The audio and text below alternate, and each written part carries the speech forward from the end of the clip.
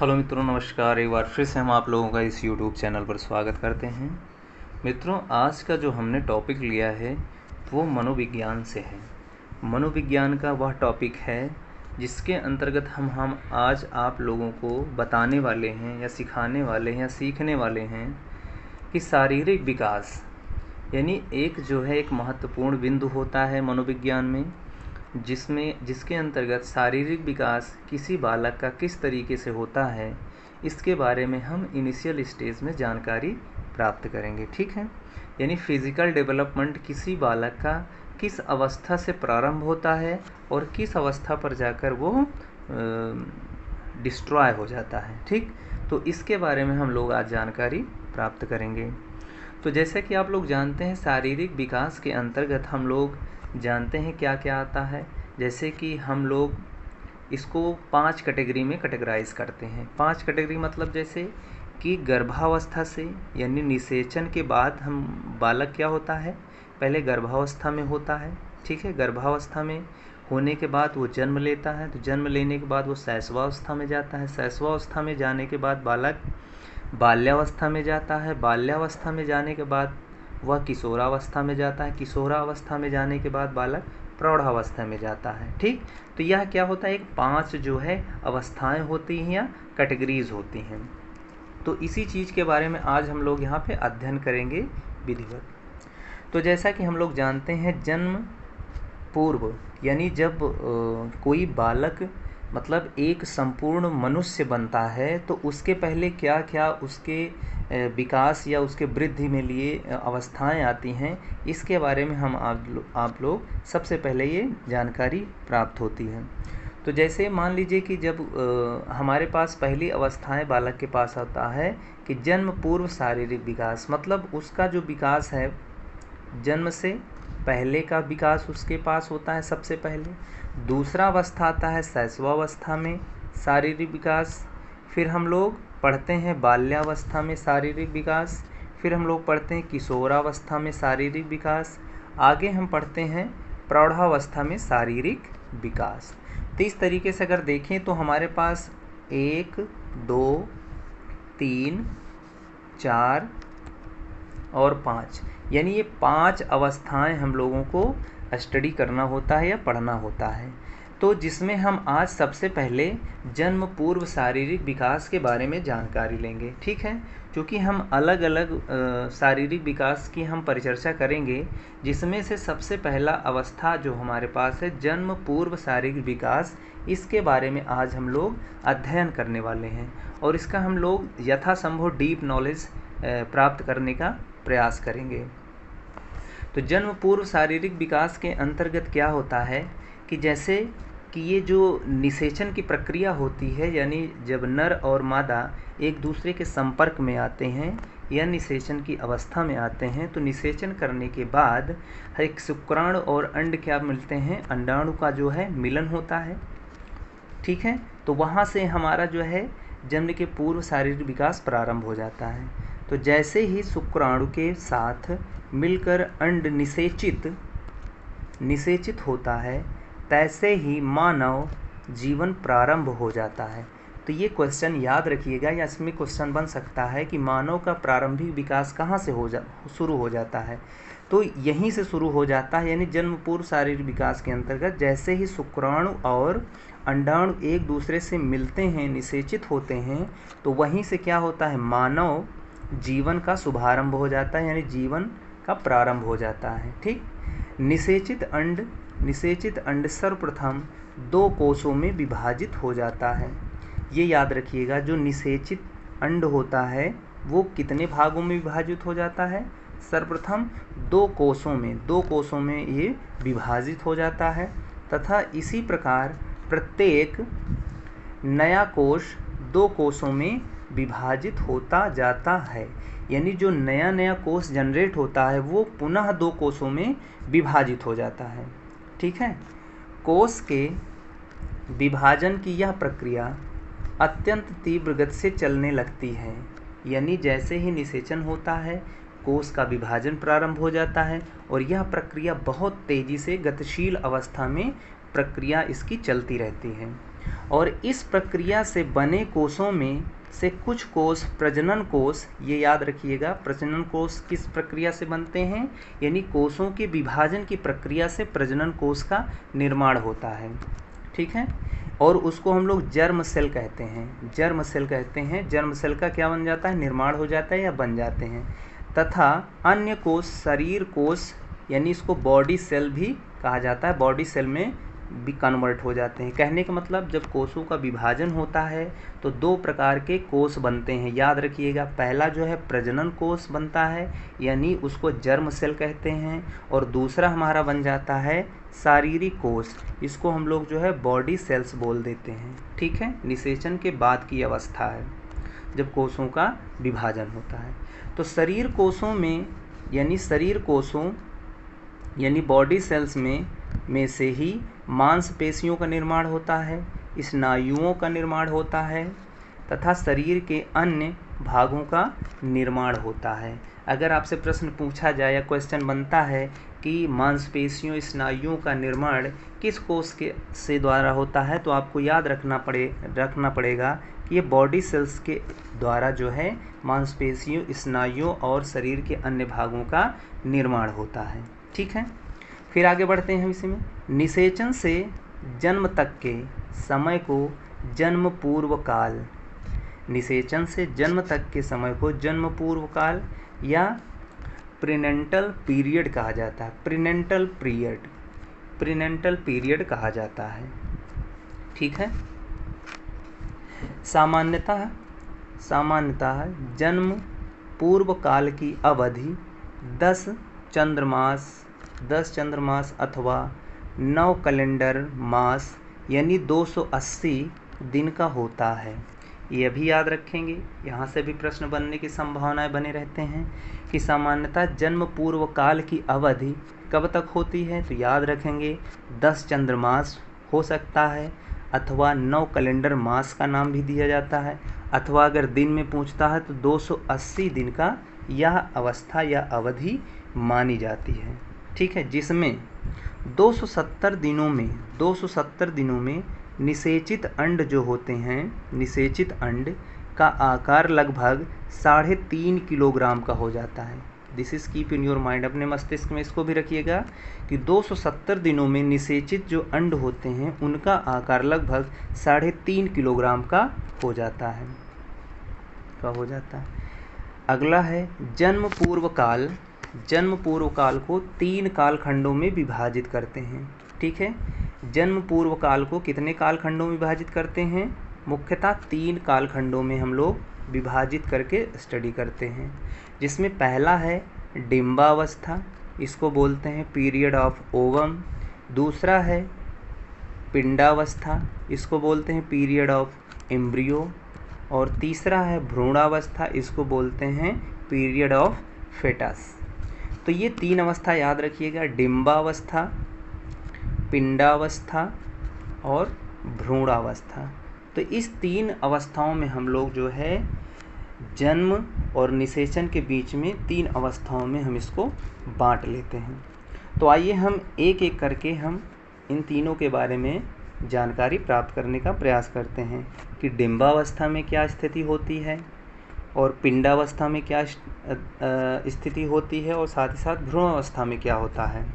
तो जैसे पिंडावस्था की अगर हम बात करें तो इस अवस्था में निषेचन के उपरांत जन्म पूर्व विकास का प्रथम काल, इसको जन्म पूर्व विकास का प्रथम काल कहा जाता है। निषेचन के उपरांत डिम्बावस्था अथवा डिम्बकाल कहलाता है, यानी ये जो है विकास क्रम की प्रक्रिया में निषेचन के उपरांत जन्म पूर्व विकास का यह कौन सा काल कहलाता है, प्रथम काल कहलाता है या प्रारंभिक काल कहलाता है, जिसको हम लोग डिम्बावस्था अथवा डिम्बकाल कहते हैं। यह अवस्था अंड के निषेचित होने के क्षण से प्रारंभ होकर लगभग 2 सप्ताह, ये भी याद रखेंगे, 2 सप्ताह तक चलती है। यानी यह अवस्था कितने समय तक चलती है, तो निषेचन के बाद 2 सप्ताह तक इस अवस्था का रूप विद्यमान होता है गर्भावस्था में। ठीक है। डिंबावस्था के दौरान निषेचित अंड या संयुक्त कोष बाहर से लगभग नहीं के बराबर पोषण पाता है। यानी अगर आपसे पूछा जाए कि डिंबावस्था में वह जो भ्रूण या जो विकास की जो इनिशियल स्टेज है उसका पोषण कहाँ से होता है, तो इस दौरान उसको कहीं से भी पोषण नहीं प्राप्त होता है, उसका कहीं से भी उसका जो है सहयोगी नहीं मिलता है उसे। ठीक है। निषेचित अंड को किसी भी प्रकार का बाह्य पोषण नहीं मिल पाता है तथा यह अंड में उपस्थित भोजन से ही पोषित होता है। यानी उस समय अंड में जितने भी पोषण तत्व होते हैं, जितने भी भोजन होते हैं, उसको याक बोलते हैं, याद रखिएगा, वहीं से उसका जो है भरण पोषण या पोषण होता है उस दौरान। और इस अवधि में यह एक मुक्त रूप में विचरण करने वाला होता है। यानी इस अवस्था में जो निषेचित अंड होता है वो एक मुक्त रूप में यानी फ्री कण के रूप में, फ्री एटम के रूप में वहाँ पे पाया जाता है। ठीक है। निषेचन के लगभग 10 दिन, ये याद रखिएगा, निषेचन के लगभग 10 दिन के उपरांत निषेचित अंड गर्भाशय की दीवार में स्थापित होने लगता है। यहाँ से क्वेश्चन बना हुआ है, यहाँ से क्वेश्चन आने की संभावनाएं बनती हैं। यानी इसकी यह एक प्रक्रिया होती है। इस प्रक्रिया को हम लोग कुछ नाम देते हैं। आइए देखते हैं उसको क्या नाम दिया जाता है। तो निषेचन के लगभग 10 दिन के उपरांत निषेचित अंड जो है गर्भाशय की दीवार में स्थापित होने के लिए कोई उपर्युक्त स्थान पा लेता है तथा रक्त नलिकाओं से संबंध भी स्थापित कर लेता है। This is most important point. यानी निषेचन होने के बाद जो अंड होता है, निषेचित अंड यानी संयुक्त कोष जो होता है, वो गर्भाशय से 10 दिन के बाद वह जो है गर्भाशय के रक्त नलिकाओं से संबंध स्थापित कर लेता है। अब यहाँ से उसको पोषण जो है माता से प्राप्त होने की प्रक्रिया शुरू हो जाती है। ठीक है। यहाँ से पोषण उसको प्राप्त होना प्रारंभ हो जाएगा। और इस प्रक्रिया को हम लोग बोलते क्या हैं? इस प्रक्रिया को आरोपण बोलते हैं या इम्प्लांटेशन बोलते हैं। इसको आरोपण या इम्प्लांटेशन बोलते हैं। इसको आप लोग याद रखिएगा। फिर आगे बढ़ते हैं। तो यहाँ से हम लोग जो है बात करेंगे पिंडावस्था। तो पिंडावस्था में क्या होता है, जैसे वो अब जो है 10 दिन के बाद जो है वो कन्वर्ट हो जाता है, यानी वो कन्वर्ट हो जाएगा पिंडावस्था में। पिंडावस्था में क्या क्या प्रक्रियाएं होंगी, आइए इसके बारे में हम लोग थोड़ा सा जानकारी प्राप्त कर लेते हैं। जन्म पूर्व विकास का द्वितीय काल कहा जाता है या द्वितीय अवस्था पिंडावस्था या पिंडकाल कहा जाता है। यह अवस्था निषेचन के तीसरे सप्ताह से, या याद रखेंगे, निषेचन के तीसरे सप्ताह से शुरू होकर 8वें सप्ताह तक चलती रहती है। समय जरूर याद रखिएगा, डिंबावस्था, पिंडावस्था और भ्रूणावस्था का। यानी ये तीसरे सप्ताह से प्रारंभ होकर के 8वें सप्ताह तक चलती रहती है। लगभग 6 सप्ताह तक चलने वाली पिंडा अवस्था परिवर्तन की एक ऐसी अवस्था है जिसमें कोषों का समूह एक लघु मानव के रूप में परिवर्तित हो जाता है।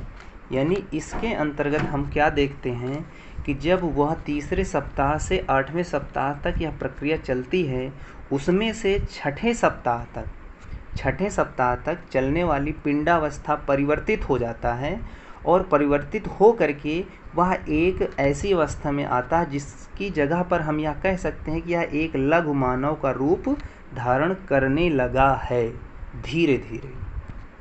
ठीक है, में परिवर्तित हो जाता है। इस काल में वृद्धि एवं विकास का क्रम जो है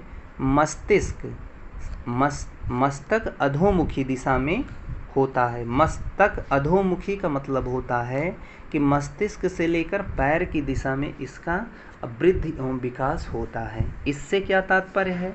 ये क्वेश्चन आया हुआ है, टेट सुपर टेट में क्वेश्चन ही पूछा जाता है। तो मस्तक और अधोमुखी का यह मतलब होता है कि सबसे पहले किसी बालक का विकास जो है, सबसे पहले उसका मस्तिष्क यानी मस्तक का निर्माण होता है, फिर उसके धड़ का निर्माण होता है, फिर सबसे लास्ट में जो है उसके पैर का निर्माण होता है। तो क्वेश्चन याद रखिएगा, इसी को मस्तक अधोमुखी दिशा कहा जाता है। मस्तिष्क से पैर की दिशा में इसका विकास होता है प्रारंभिक अवस्था में, यानी पहले मस्तिष्क, फिर धड़, फिर लास्ट में पैर का निर्माण होता है। ठीक है, तो फिर आगे इसी के दौरान फिर हम आ जाते हैं भ्रूणावस्था में। भ्रूणावस्था में क्या होता है, इसमें लगभग सारी चीज़ें आपको पता भी हो सकती हैं, लेकिन आइए जानते हैं इसके बारे में। निषेचन के 9वें सप्ताह, 9वें सप्ताह से लेकर बालक के जन्म तक का काल भ्रूणावस्था या भ्रूण काल कहलाता है। ठीक है, 9वें सप्ताह से ये प्रारंभ हो जाता है। जन्म पूर्व काल में सर्वाधिक बड़ा काल इसी अवस्था को माना जाता है। यानी अगर आपसे पूछा जाए कि जन्म पूर्व काल में डिम्बावस्था, पिंडावस्था और भ्रूणावस्था में सबसे बड़ा अवस्था या सबसे बड़ा काल कौन सा होगा, तो यहाँ पे आपका आंसर होगा भ्रूणावस्था। भ्रूणावस्था का समय काल अधिक होता है। तो भ्रूणावस्था में विकास की गति इससे पूर्व की अवस्थाओं से धीमी होती है। यहाँ से अगर आपसे प्रश्न पूछा जाता है कि किस जन्म पूर्व विकास के अंतर्गत किस अवस्था में सबसे धीमी गति से विकास होता है किसी बालक का, तो वो है भ्रूणावस्था में। इस अवधि में पिंडावस्था में निर्मित बालक के शरीर के विभिन्न भागों के आकारों में वृद्धि होती है तथा आनुपातिक आकार में भी परिवर्तन होता है। कहने का तात्पर्य यह है कि अब इस अवस्था में अंग बनने स्टार्ट हो जाते हैं या प्रारंभ हो जाते हैं। यहाँ से प्रत्येक अंगों का निर्माण होने लगता है और ये अपने जो बालक के जन्म होने की अवस्था तक इसके निर्माण संपूर्ण होकर के बालक जन्म लेता है। जब जन्म ले लेता है तो वहाँ से यह प्रक्रिया ख़त्म हो जाती है, फिर वो शैशवा अवस्था के अंतर्गत परिणित हो जाता है। फिर हम लोग अध्ययन करते हैं शैशवा अवस्था में बालक का शारीरिक विकास। तो ये वीडियो कैसा लगा, इसको आप कमेंट के माध्यम से ज़रूर बताएं, और जहाँ दिक्कत समस्या हुई हो उसको भी कमेंट के माध्यम से पूछ सकते हैं। और अगर वीडियो को आप नया हैं इस चैनल पे तो वीडियो को लाइक कर लीजिए, सब्सक्राइब कर लीजिए और शेयर कर लीजिए, जिससे कि आपको नोटिफिकेशन समय से प्राप्त होते रहें। फिर मिलते हैं नए वीडियो के साथ, नए कंटेंट के साथ। तब तक के लिए मित्रों, जय हिंद।